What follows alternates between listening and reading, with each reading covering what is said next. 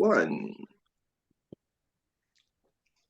Welcome to Reset to Healthier Relationships, Sunday nights at 9. I am your host, Coach Glenda, here with course manager Rufus Carpenter, and we have another wonderful topic of discussion for you guys tonight. Actually, this one was suggested by one of our participants, and I'm so happy that the individual provided feedback and stated or made mention of some topics that that she wanted to hear or wanted us to expound on. So I am very happy that she sent a message to Rufus Carpenter to get us prepared for tonight's open discussion. Just a little bit of housekeeping rules. If you're not speaking, keep your phones on mute so the background noise won't interfere with our discussion. Also, in the chat, we have our mission statement as well as tonight's handout, as well as we always encourage all of our participants to join our Facebook community, and it's under Glenda Driver. And just to identify, because you never know who has the same name as you, you'll see the Reset to Healthier Relationships banner in the back. So I would love for all of you guys to go out and join our Facebook community so you can see the latest and the greatest things that are going on with Reset, as well as, with our upcoming Sunday nights at 9 open discussions. Also, let's see what else we have going on. We also are going to put in the chat tonight an email for you guys to email me so we can get some feedback and some comments on future topics. So I'm looking forward to that. I will put that in the chat here shortly, but I'm going to give time for Mr. Carpenter to introduce himself so you guys can get familiar with him as well before we kick off tonight's discussion.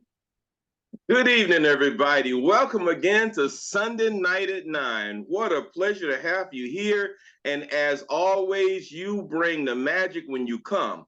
We're so excited about today's topic. Today's topic is a great one that everybody should be able to be a part of. So get ready to when it comes to that. Now, once again, my name is Rufus Carpenter. I'm the co-host here. Glenda is your host. And I really enjoy this. I come to this space just a little different than most. My background came from a big family, 14 kids, one bathroom in a 3-bedroom house. So if you ever slept with 4 of your siblings and one's an occasional bedwetter, you understand the essence of human connection right quick. Trust me. I was married for 27 years to the same lady. If you're married that long, you learn a thing about commitment, you learn a thing about trust, you learn a thing about loyalty, and all of these things are great for a healthy marriage. But these are the things that help you with the human relationship to get a greater understanding there. My story didn't stop there. I did 20 years in the military as what's called equal opportunity race relationship leader, where I had the responsibility for addressing all the relationship issues in our unit. I did what's called the initial intake on the intake form, where we decided who was responsible for handling that issue, or was something we can handle at our level, or something we had to put up to a higher authority to deal with. And that's how my background is. My background is a little different than most. With that, I'm more than happy tonight to discuss the male perspective, because this framework here is where you and 20 of your girlfriends are in your living room. And you're in your living room and you're discussing some things that you had some questions about relationships, and you get a chance to say your truth. You get a chance to hear yourself tell the other young ladies what's on your mind, and you get response back from them. They say, girl, I went through the same thing, and here's what I did, or here's what I didn't do. And that's some great feedback. I'm gonna turn it over to Glenda. What's tonight's topic, Glenda? Okay, tonight we will explore the crucial elements of successful partnerships, emphasizing the importance of understanding and clear communication. So tonight's open discussion topic is exploring foundational questions for successful partnerships. Okay, so I'm going to kick this off, and I'm going to need Mr. Carpenter's help here on this first segment. Okay. But I'm going to start it out. I'm gonna start it out. Now, my question for you ladies, sorry, and you gentlemen tonight is, excuse me, how have your previous experiences shaped what you now look for in a partner? So that's my question I want to start off with tonight. And if you need an example, please let me know, so you can reflect and provide some feedback on that. How have your previous experiences shaped what you now look for in a partner? Let me get him a kickstart, because Okay. for me, my previous relationships kind of got me where I'm gun shy a little bit right now. So I'm looking for somebody that I think that's amenable to some of the things that's important to me. I want somebody that has the ability to compromise. I'm not looking for no headstrong person that want to control the situation. I want them to understand I wear the pants. And we might share wearing the pants for a while, but coming out the gate, I want to wear the pants. So I have been able to, in my selection process, I'm looking for someone that can work with me better. So I'm leery when a person tell me, here's how it's going to be. When they say, here's how it's going to be, I run like Forrest. All right, there you go. So you don't want an alpha female? Not an alpha female that wants to be alpha the whole pack. Okay. I know that Andre put in the chat, trauma helps you keep your eye open. And some of the bad things that you've experienced in your previous relationships, I look at them as red flags. If you going forward and you see any of those red flags in your new relationship, it's like, oh no, I'm not gonna deal with that. I'm not going to do, just like the controlling issue, someone that is always controlling, someone telling you this is how it's going to be, or always what they don't want, what they don't like, and all that stuff. And they never consider you as an individual. It's like, are you in a relationship by yourself?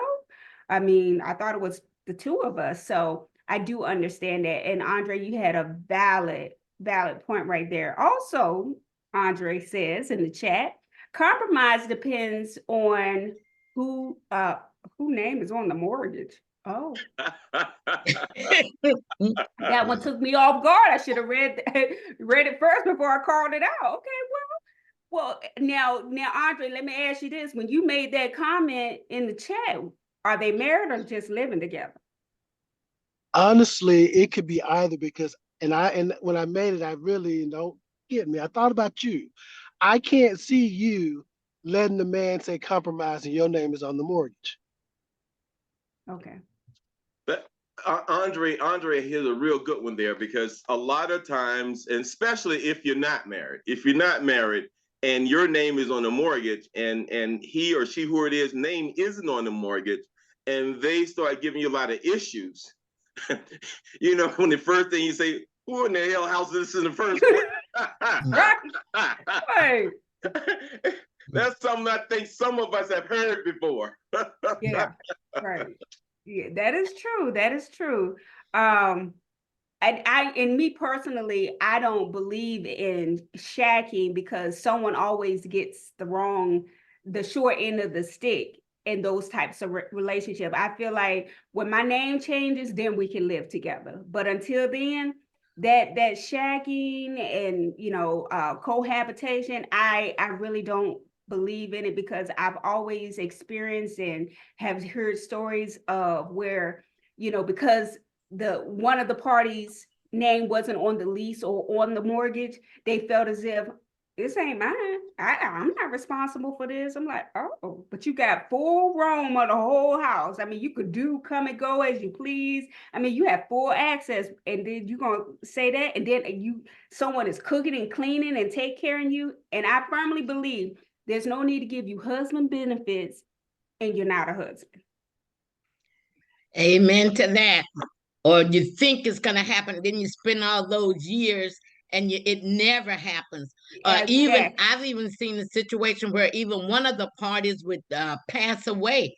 and then you didn't even have any rights to say how the funeral service would be because you weren't the spouse, you know. Right. So I've seen that happen as well. Yes, I've heard of that horror story as well. So if you die today or tomorrow, I wish you wish you and your family the best of luck. My condolences, but my last name is Driver. Mm. You know, ladies, I gotta chime in because I'm a fellow. Go And ahead. what you get, y'all are hitting some valid points. Some valid points. This day and age, a lot of people, what's norm for you, Glenda, may not be norm for me. Where you say you would not cohabitate or shacking, for a better word, or bring a partnership with somebody that's not married and live together. A lot of people would do that. A lot of people would do that because they see benefits in that. There's horror stories, but your selection process on the front end makes a difference. If your selection process is right and you got the right mate or you got the right partner, or you got the right, you're in the right relationship with the right person at the right time, that may be something that works really well. So I don't want people to get the idea that the Sunday nights at 9 say you can't shack or you can't live together without being married. I was referring to we me. can. But you the show. I was referring to me. I was referring to me. But I mean, everybody can do it, you know, they do what they please because they're grown. But my preference is I can't do it. Yeah. But my thing is, I just want to say that to each his own. Your norm is your norm. The two people that want to be together and love each other should and can be together. And what that looks like, you and your partner has to determine that. And that's why that's why we're doing the subject tonight.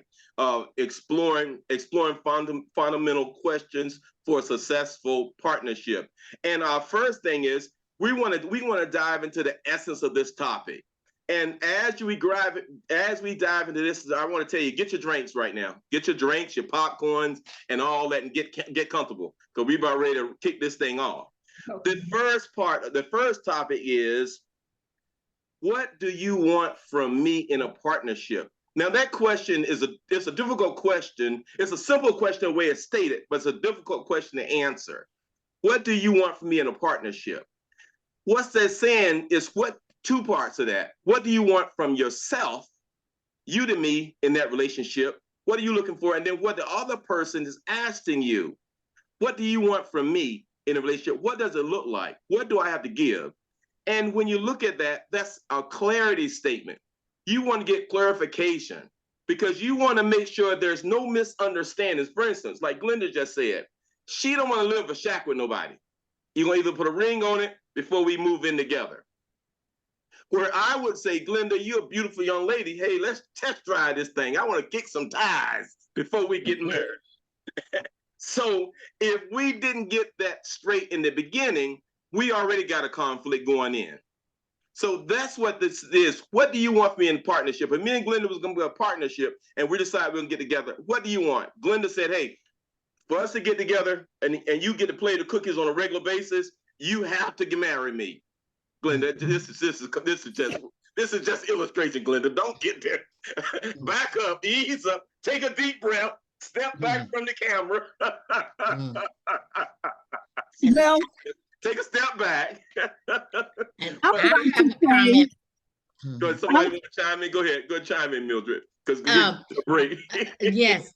I want them to be honest up front and then let me decide if that's what I want. If I know that I want a one-on-one committed relationship, and if they don't, well, let me know that, and then let me decide how long I want to stay in it without being committed. If they know that they don't ever want to get married again, that's fine too. But still let me know so I will know, where I'm going. And if I ask a question, answer the question and don't beat around the bush and then think it's okay to leave it hanging like that. Right. I agree with you, Mildred. I was going to say commitment with all the bells and whistles. Come to the table, honest and open, and go forward from here. Now, if that's not what you want to do, you can't be honest about it.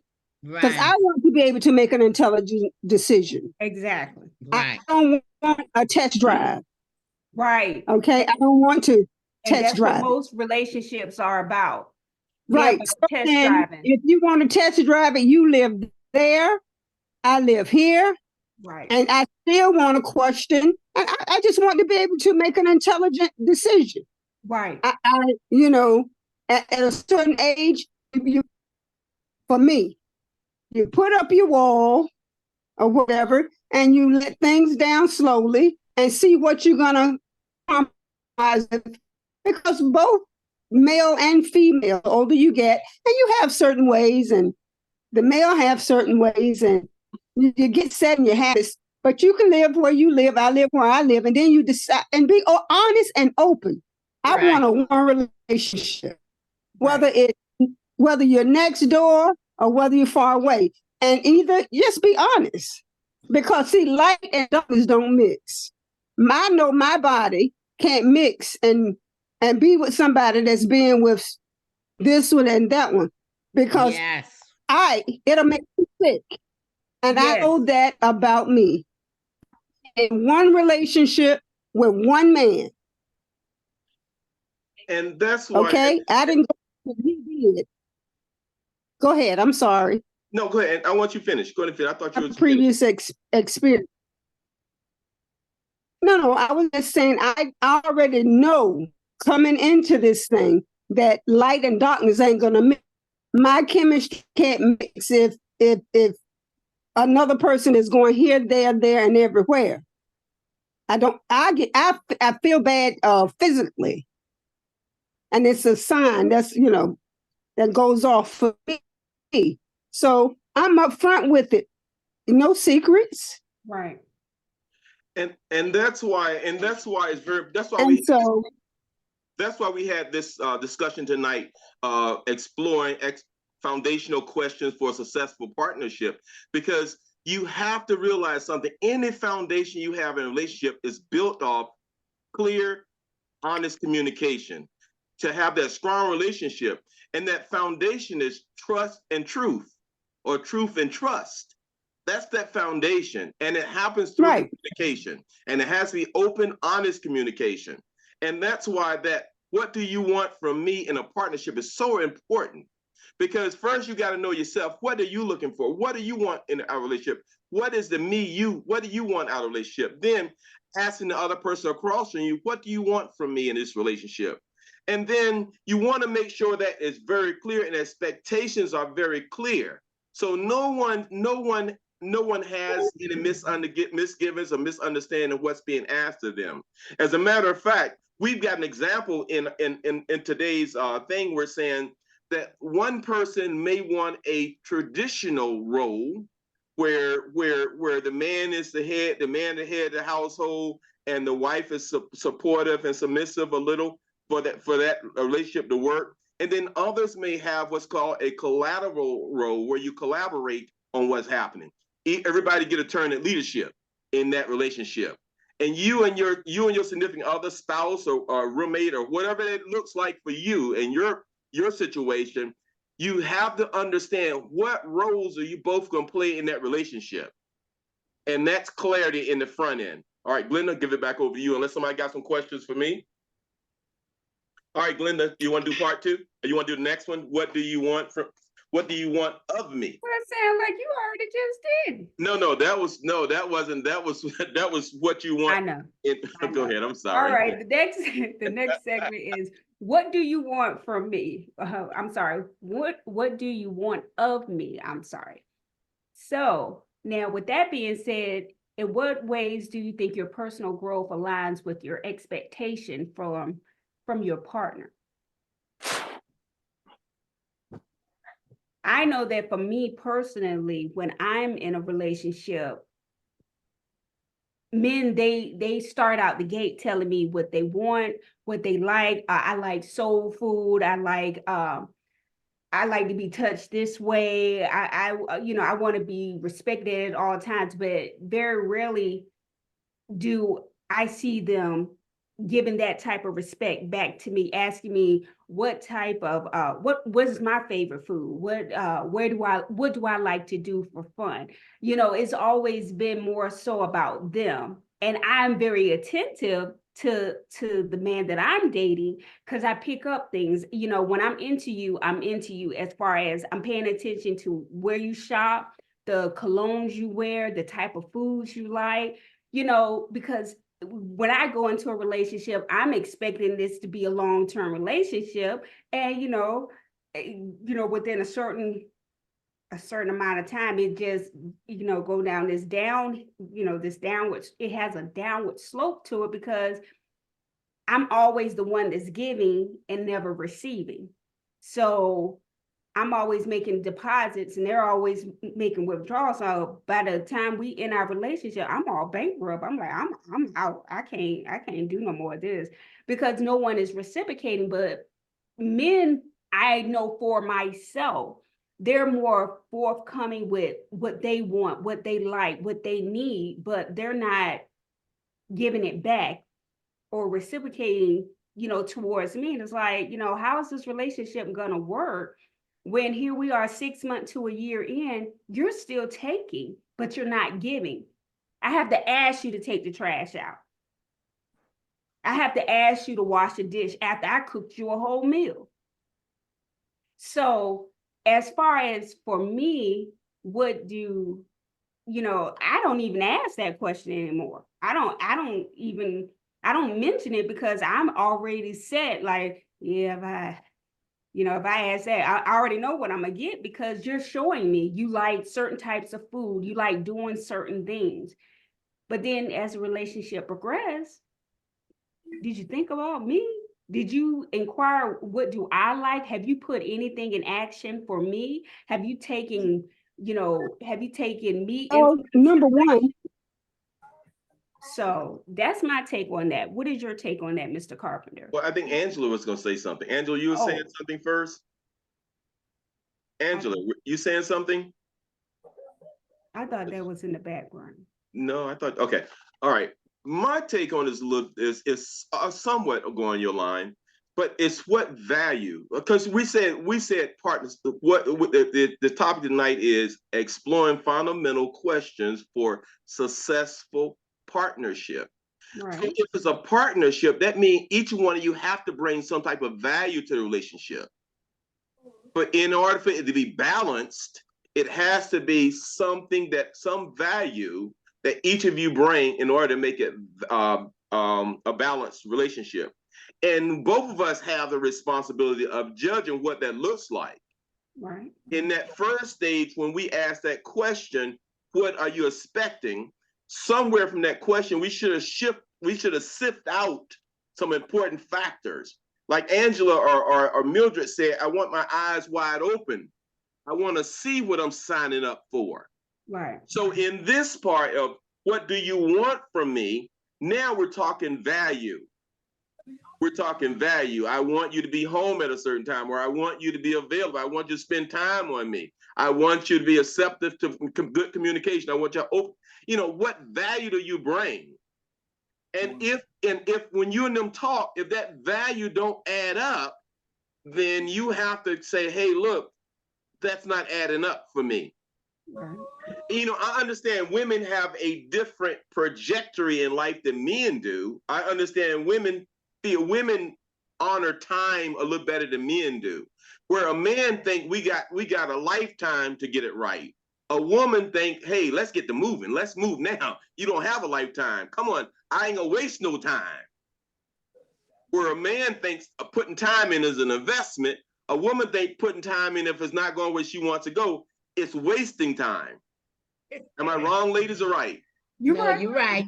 You're okay. Right. But that's what I'm saying. So I have to ask, what value did this person across from me bring to the table? And what value do you want me to input into a relationship?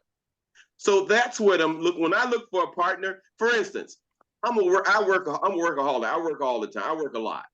Because I work a lot because I want something out of life. I want to be able to go shop where I want to, do what I want to, when I want to. So I work because I know that goes for me to have things I want work. So if I'm with a lady and she tell me, Rufus, you work all the time, stop working, come on, go with me. And I know I got a bill due and she ain't paying it. We got issues. You got that right. Go ahead, I Mildred. will agree. I will agree on that one. And Yeah. I've experienced that Yes. on numerous occasions. Go ahead, Yep, Mildred. you're right. So that's what it is. When you ask, what do you want of me? You're looking for understanding and you want true communication, and what value do you bring to a relationship? I don't want to. I was talking to a lady a long time ago, and she told me that all the things she brought to relationship, she said, I'm bringing this to relationship, I'm bringing that to relationship, I'm bringing this to relationship, I'm bringing that to relationship. Rufus, you should be happy that you have me. And I scratched my head and said, wait a minute now. Oh, that sounds like more liabilities. Holy crap. So what she thought was a benefit, I saw as a liability. Right. So I said to myself, if we coming together with all that heavy load, how in the heck are we going to do anything? Because it's going to take us forever just to maintain that heavy load. Right. So we didn't bring the same value. So that relationship didn't work. Yeah, it wasn't. Yeah, but had I said I'm so in love and yeah, baby, we're gonna try it, I'd have been woozy upside down. And bankrupt. Yes. So that's what that segment is. You have to realize, what value do you bring to the table? What are some personal qualities? What are some personal traits? Are you a person who like to go drinking all the time? You like a person to hang out at a club? Are you a person who like expensive things, expensive items? You want the biggest and the best car out there? Are you more concerned about what clothes you wear and how people see you when you leave the house versus what's in the house? These qualities and traits and the value you bring is so very important. So you have to have those things answered and clear before you can move on. All right, I'm sorry, Glenda. Oh, I give it back. Now, I'm a Honda type of girl. I'm not a Mercedes or a BMW, because I want to be able to afford to get my car fixed if anything breaks down. So I'm on the Honda level, and I do like quality. You know, I'm not all about the name brands, but I prefer quality. So Okay. I'm a very reasonable, realistic individual. And I prefer someone like-minded as myself, because I can't go bankrupt trying to finance your bad habits and you're not even bringing half to the table. I mean, so yes, I am a Honda type of woman. And in that same subject area, when you talk about what do you want of me, the person bring baggage. You want to make sure you ask the questions about the baggage. You want to say what value the person brings to a relationship and the qualities they bring, but you also want to ask, okay, am I responsible for helping you pay your child support or not? Am I responsible for helping you pay your back taxes or not? These are the type of things when you deal with a relationship, because believe me, if the finances are wrong, the love is wrong. You can't have no honey with no money. Oh, yeah. Wait a minute. You froze for a little bit, so it wasn't clear. I just heard child support.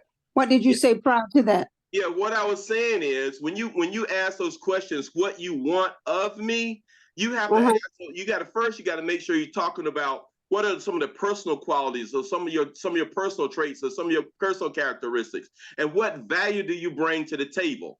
And after you get those two things, then you got to talk about what baggage. What are some of the things you bring in from your past life? Because at our age, when we meet somebody, there's going to be some baggage. They're going to have some underlying stuff from before. They're going to be bringing something with them. That's when you ask, hey, am I going to have to help you pay your child support? Am I going to help you pay your back taxes? And all these things, because if you don't have these things understood going to a relationship, these are things when you get married or you further up the relationship and they come out and say, well, hey, look, we don't have any money because my paycheck was garnished or this kind of stuff. That's a real problem. So these are the type of things when you ask what you asked of me. Because if you bring a lot of debt and you ask me to help you pay off this debt, and I don't know the true number, if I'm thinking it's more like 6,000, but it's 60,000, We got issues. Well, Right. Mr. Cook, And that does create a problem. I got a question. I'm not going to ask a boyfriend if I need to help you pay your child support or your back taxes. He would need to figure that out. I mean, while we're in a relationship, that's not none of my business. Now he probably tell me that he has 3 kids or 4 kids and he has to pay child support. So I already know the process with child support, but what I wouldn't want to know what type of debt he has just coming into a relationship. No, we're further up the road, Glenda. We even got past. Okay, because you did say, if you was to progress to marriage, I did hear you say that. That's where we're at. We're at that level. Okay, so we are in a marriage talking about that. Because remember the first part. Not in the marriage, but progressing. Well, as long as you progressing, absolutely. Yeah, because in the first one we asked, what do you want? What do you want from me in the partnership? That's the first thing. Now we're in the second part. Now, what do you want of me in this relationship? So now you guys have kind of been going together for a little bit, or putting it together, put some plans in place. You decided that we want to move forward. And now some of the questions is coming up that you're kind of realizing what you're going to do. Remember, before we were talking about shacking and non-shacking. So we're progressing up. We're progressing up now. We're progressing. I just want to make sure where we were. Okay. Yes, we are progressing to marriage. So this is all cards on the table. Okay. Yes. And thanks for bringing that up, Glenda. That was a good point. Because if you just meet somebody, you're not going to ask them these kind of questions because it's none of your business. You haven't decided whether he's going to go. Matter of fact, let's go into the next subject, Glenda, about the keeper. Let's go to the next question, because this is right now we're at the next part of this subject. You want to go ahead? What I have a comment though. Go ahead. Go ahead. The child support thing. My question to them would be about your child support, because I want to make sure that it's up to date, and whether or not you are an infidel. Are you taking care of your children? I don't want to be thrown a whammy for back child support or you failing to pay it. That stuff should be in order. Right. When Glenda's I wouldn't date nobody that didn't take care of their children. Period. Okay, because Glenda's question was, when would that question come up? For you, when would that question come up, Angela? Well, if you're moving towards, y'all are talking about having a future together, eventually moving towards marriage. Because I'm not going in and I'm not paying your child support, because you shouldn't pay that all along. You just got to finish it until the child is of age. Does that make sense? Yes, it does. Yeah, it makes sense. And we want everybody to know we're saying that because we're saying that because we're in this forum, we deal with all levels. We deal with we deal with those that are paying child support, those that aren't paying child support, those at the executive level. So we try to cover all the bases here. Because we don't know the background of the audience, so we cover that full spectrum from being at the lower level to the higher level. So if some things bring up, you say, "Wow, that's kind of common. That's kind of low. That's not going to be an issue for me." You don't know who on this line that's an issue for. Right. So sometimes if we have those situations that is not at your frequency or above your frequency, then you realize that we're trying to address a lot of people with this form. Okay. All right, go ahead. Right. Okay, now I had a girlfriend of mine whose daughter, they had a very nice wedding, her and the young man, and they did it on the cruise, and it was just very elaborate. It was very nice. And now, a year later, they back home and everything, and all of this child support. They can't even afford to stay where they've moved. So did they know? I mean, she didn't know that he had all that child support, paying all that child support. Right questions. And that's why this forum is so important, because nowhere in our community. Say it again. Angela.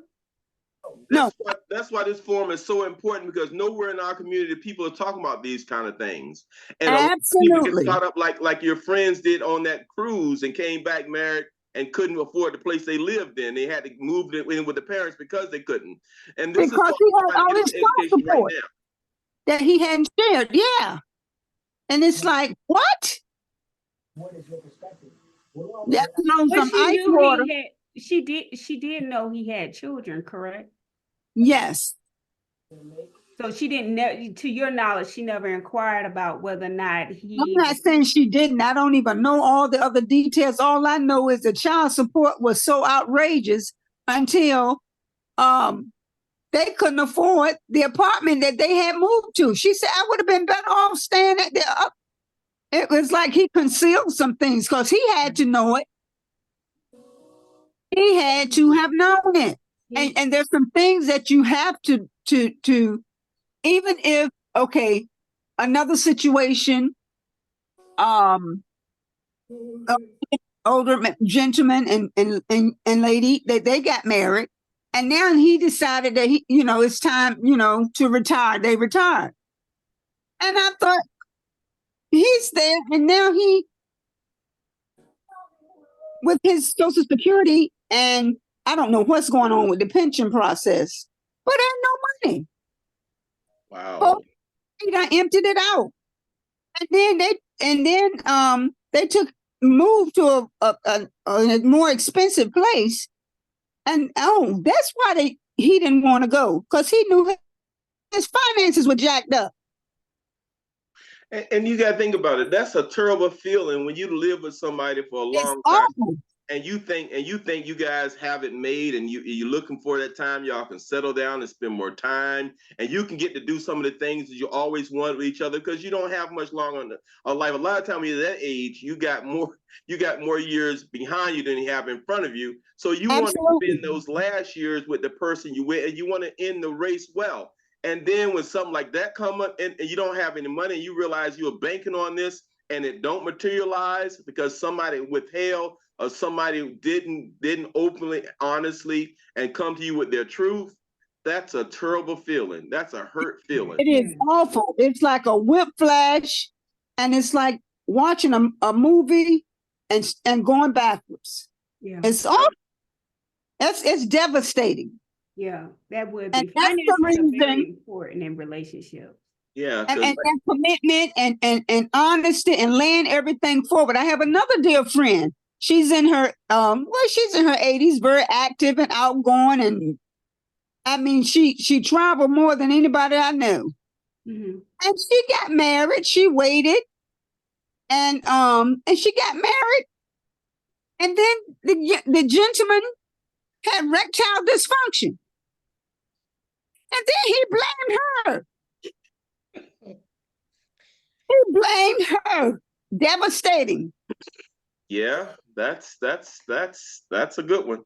And then she found out there was some other health issues that was going on. But anyway, she said she stayed in it for 1 year.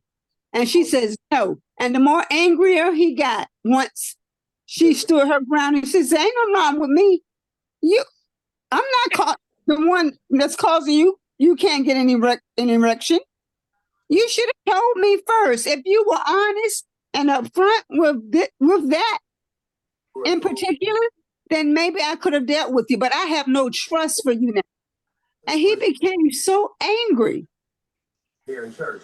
Yeah, that's what they say. When men can't get intimacy, they get angry. He became so angry with her. And didn't talk about it and didn't deal with it. See, that's where that honesty. He was dishonest. Right. You see, that's another thing. When you're leading or heading towards a commitment, like, okay, we're going to be exclusive. I want you, you want me. You do have to have certain types of discussions and put everything out on the table. Right. And if they can't deal with the questions, then that's a red flag. That's a wrap. That's a red flag. You better it's a red flag. I've had relationships where the men have told me that they were struggling with their child support, and I already knew where the relationship was going, because at that time it won't go nowhere. So my thing is, you get that straight. You get your second job, and you get caught up on your child support. Right. Don't get behind on it, because the Bible says you are an infidel if you don't take care of your child, and I am not signing up for infidel. Period. That is absolutely correct. Yeah, and some men see a woman like y'all ladies that look so beautiful and got your stuff together, and they think if they can hitch their wagon up to you, that you'll pull them out, you help get them out, and that's the wrong way to look at it. But that's what's happening out there. So that's why it's very, very important that you do you do your pre-work, and that runway between the time you meet them to the time you decide it's serious, and being with them, you have to do that. You have to do your homework. You have to make sure you ask her questions, and you got to make sure that you keep your boundaries in place. Your boundaries for them and for you. Because if you have a boundary that you're not gonna let this happen, and you go beyond your own boundary, you kind of feeding into it. So you have to that's true. You have to do those things. And right now we're talking about, right now we're at that level now. What of me would be a keeper mode? What would make you think a person would be a keeper? What are the characteristics? Mr. Carpenter, yes, Mr. Carpenter, 1 second. Now, Andre put in the chat, he asked me, even though he was honest about his child support, my response to him in regards to that, I don't have a problem with a man owing child support, but that lets me know that, you know, there are limitations within our relationship, because you can't give me expensive jewelry and you get my hair and my nails done, and if you're not making the money to support your children, these are your kids, there's not going to be, I already know what my his priorities are wrong. Right. So I already know that I don't have a problem with you paying child support, but it would be a good idea if you're trying to have me and still take care of your responsibility, you need to be working extra hard to be able to maintain both. Because no woman wants to always sit at home at night or on the weekends. You know, I have a man, but we never go out because he never has any money, because he always has to take care of his kids. I have no problem with that. I have been subject to child support myself, and I've had to work 3-4 jobs to make sure I was still able to go out, travel, and not eat ramen noodles every night. I had to do extra. And when it comes to men, some men don't want to do extra. Oh, I got child support. Okay, who hasn't experienced child support? But it's what you're willing to do to take care of your responsibility and still live a healthy life with another human being. You can't sit up there, baby, I want to take you out, but I got to pay my child support. Go get a second job. Go get a gig. I mean, there's other ways to be able to, you know, still have a new relationship and still take care of your responsibility. Because like I said, how are you managing your finances? Exactly. But most men that I've run into, they only want to have one job. And if that check is being garnished, you're just barely meeting your needs between child support and your car and your place, the way where you live. It's like I got the bare minimum. But you got to understand, if you want a quality or a high value woman too in your life, sometimes you have to step up and go get a second job, or, you know, work your passion, like whether it's photography, landscaping, cooking, catering on the side, because you don't want to bring to the table, let this girl know, I really like you, but I really can't do this, baby. If you can't do it, thank you for being honest, but all right, so where does that leave us? We can't really have a relationship until your child gets of age. But ladies, I think Andre just put in the thing, what you won't do, another woman will. Exactly. So then you're just not ready. You're just not ready for me. So tell me up front so I can just keep it moving. Right. Before we get into that one wheel, if one want another wheel question, let's say this: child support is one thing, because I had to pay child support. I had to pay child support for 14 years for my child, and it was never an issue. It was never an issue. I was able to pay child support, do anything I want, and live a great life too. Right, because you weren't an infidel. Yeah, because it was, you weren't an infidel, and you handled your business. Right, it was a child, and you got to realize it's the type of, if you're looking for, if a high value man is looking for a high value woman, a woman, you got to realize that what's that, date what you can afford kind of thing people always say. You know, you have to, because everybody's not at the bottom. There's people in the middle and above. So not necessarily because you have child support, because I had child support and I lived pretty well and did what I wanted to do, and wasn't no issues there. So it's not so much having a child support is, your like Angela said, is your finances.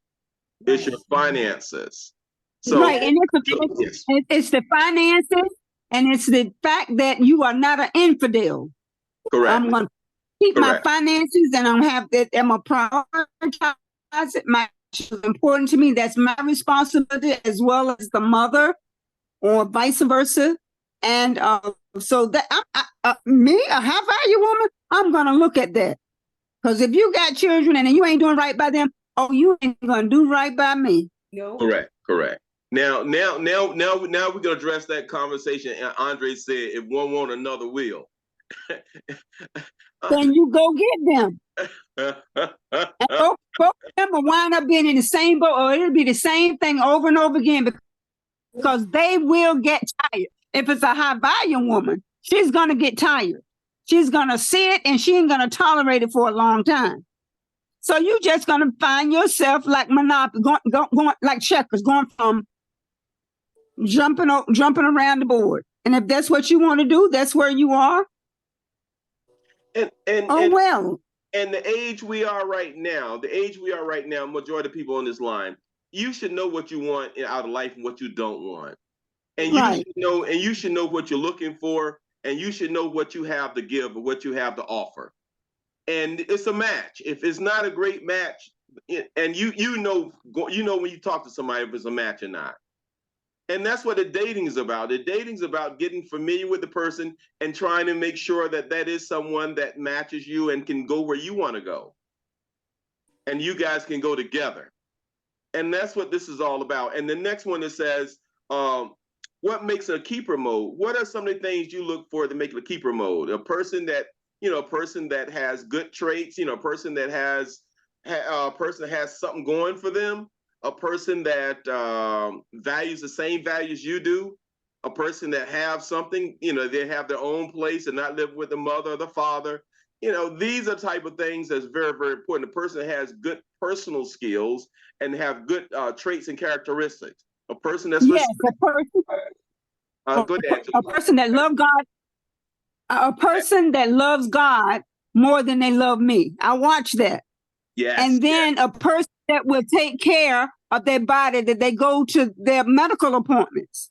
Yes. They keep good, and a person that has particularly good hygiene. Yes. Very, all those were very good ones. And I watch to see if they're selfish or not. Yes. You give and take, you have to, if we bounce off each other, how can that mesh? I don't want nobody that's just selfish. All me. No, boo. Yeah, Annette, you on the line, Annette, because this is a subject you wanted us to cover. What are your thoughts about this subject, Annette? Are you on the line? I am on the line. Good evening, everybody. Oh, good evening. Because this is a subject that we took from you. This is your subject we talked about. And we broke it down into 4 different parts. And the first part was, what do you want what do you want from me in the partnership? The second part was, what do you want of me? And the third part is, what of me would be a keeper mode? And the last part we haven't got to yet. The next part is involving family and friends in your partnership. So right now we're in the keeper mode part. What are your comments about that? Oh, wait, Annette, and let me ask you this. Do you want to just come on at the end and kind of do a conclusion and wrap all this up and let me and Glenda continue? Or you want to do No, I don't want to do that. Y'all do a good job. I have enjoyed listening to you guys tonight. As far as I'm concerned, in a keeper mode is direct honesty. I don't care what it is, direct honesty. Give it to me straight up, off the bat. Don't candy coat it, don't sugarcoat it. Just tell me what it is. Let me decide what I'm going to do about that. I don't care if it's a negative thing. Tell me. because I can decide I'm going to deal with this, that, or I'm not. You didn't pay your child support. Tell me about it. You might say, okay, well, that's okay you're with me. breaking up a little bit. Back up from the mic and start over again, because you're breaking up a little bit, please. Because you're saying some good stuff, and I want everybody to get these gems from you. Can you hear me now? Yeah, great. You're right on it. Yes, we can. Go ahead. Okay, so my thing of it is, if a person didn't pay their child support, okay, I'm not gonna say that you're not keeping because you didn't pay your child support. I'm gonna tell you, I'm not gonna pay it. So if you want me and I want you, they can put you in jail, do whatever they have to do. I'm not going to deal with that. But the thing of it is just straight up tell me what the good is and what the bad. I'll tell you my good and my bad. You come to me, I got a whole lot of bag. So I'm going to tell you straight up, you ain't nothing to deal with me. Because I got a lot of that. So the thing for me is just straight up honesty. Got it. That's the Anybody else want to add what their thoughts or keeper what it is? I want to say sex makes a difference too. If the sex ain't good, you ain't gonna keep me no matter what.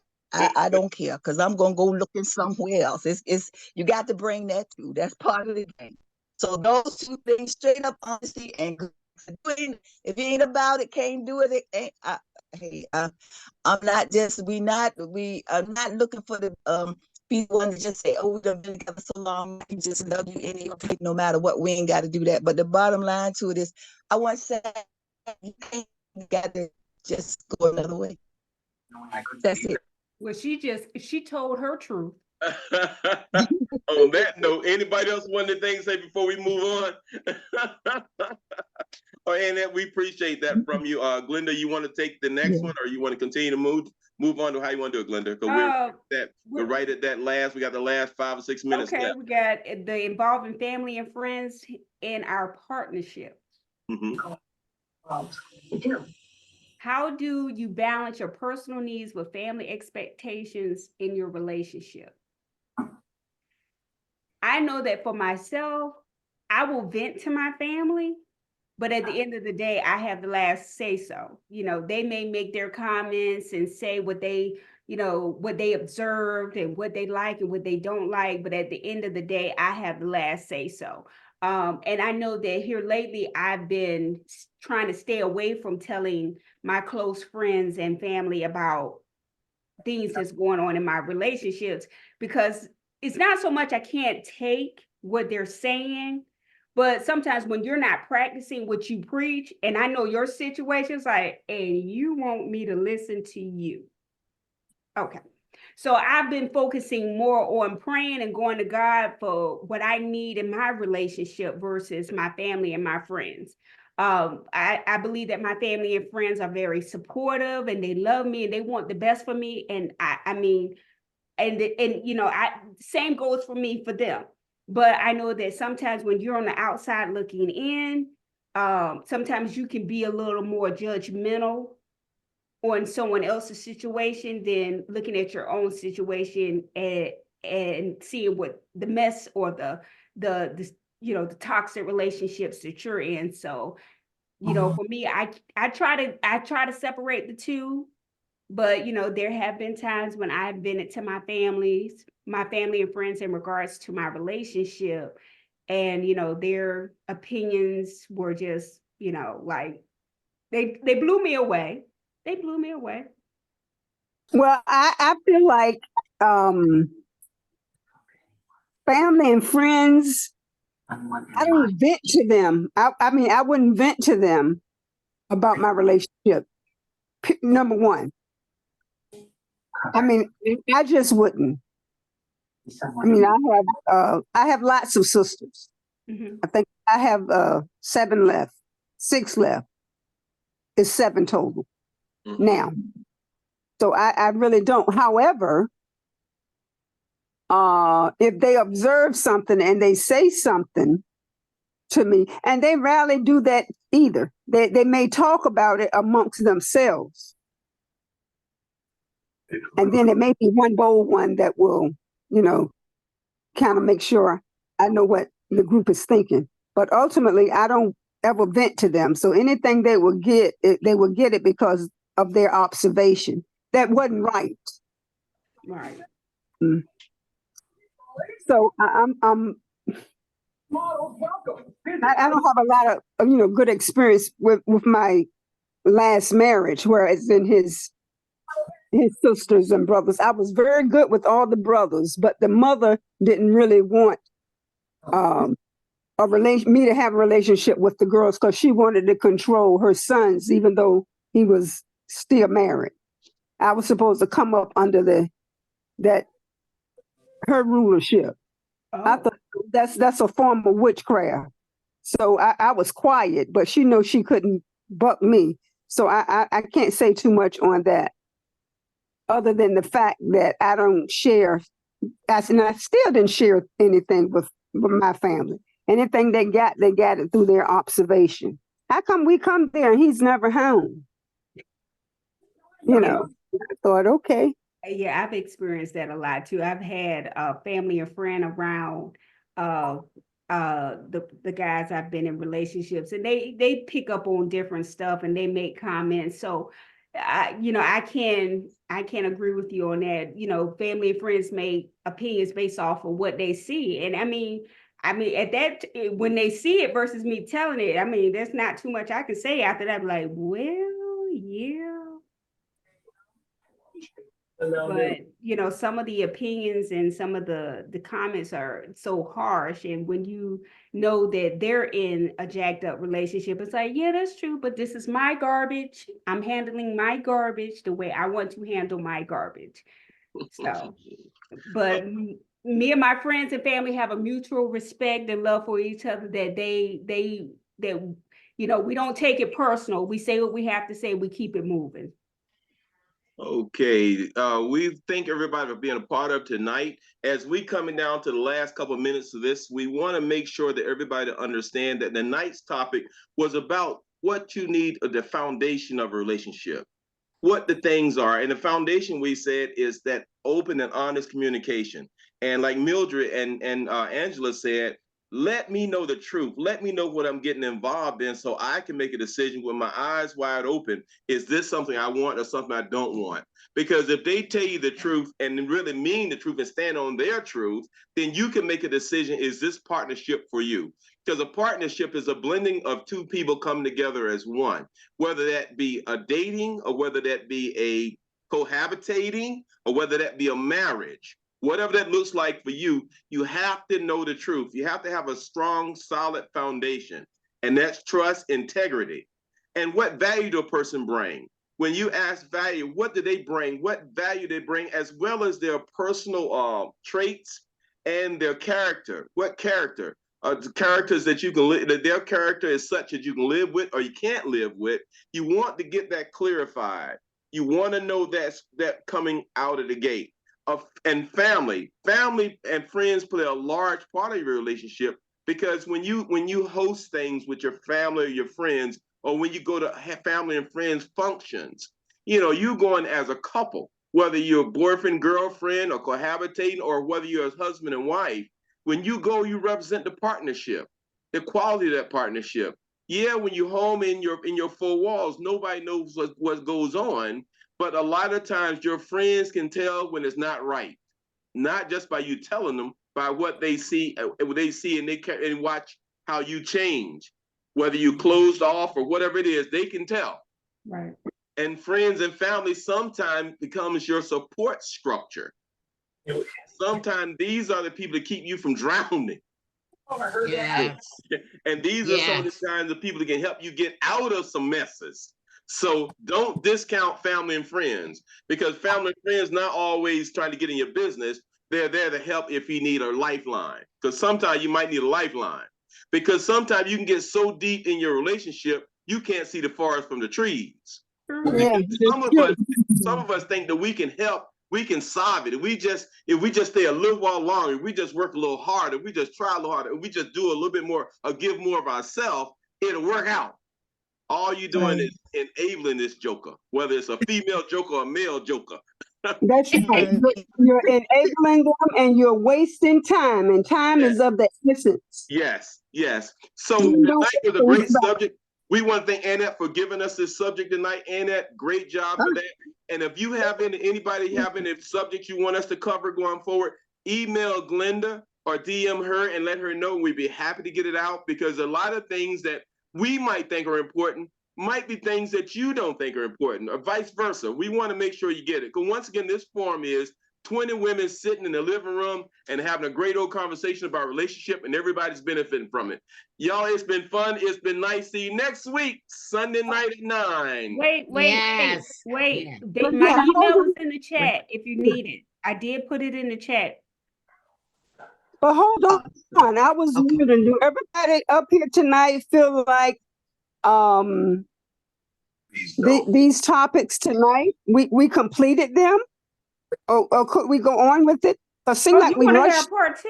Angela, you want to have a we part can 2? do part 2. I'm just saying, does anybody else feel like, part 2 to this, or in a continuation? Part two. All right, everybody agree. We'll revisit this next week. We'll do a part 2 next week, guys. We'll do a part 2. All right. Excellent. Have a good night. Good night. Right, good night, everybody. It's time. We can't go past 10. So I'll see you later.